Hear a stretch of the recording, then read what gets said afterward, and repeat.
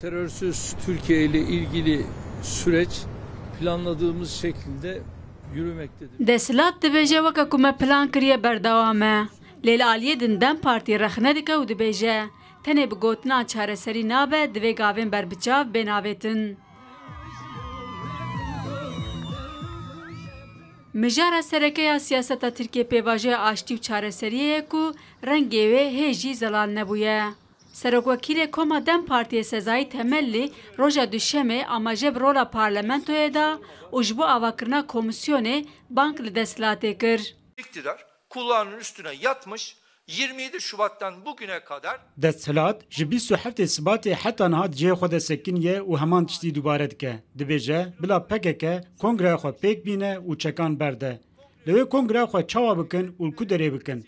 Ti gaveke desthilatê nîne divê mijarê de. Ewlekarî, hiqûq û şert û mercên kongreyê Birêz Öcalan dê çawa beşdar be. Dê bi kîjan şêwazê peywendiyê çê bike. Nayê axaftin.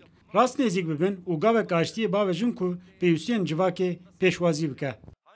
Heman rojê civîna birêvebirina navendiya AK Partiye hat kirin û piştî civînê daxuyanek hat dayîn.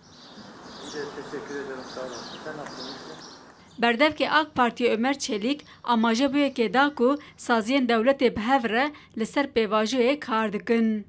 Sayın Cumhurbaşkanımız da Birêz Serokkomarê me di civînê de diyar kir ku saziyên dewletê bi hev re li ser pêvajoya Tirkiyaya bê teror kar dikin û çi pêwîst be tê kirin.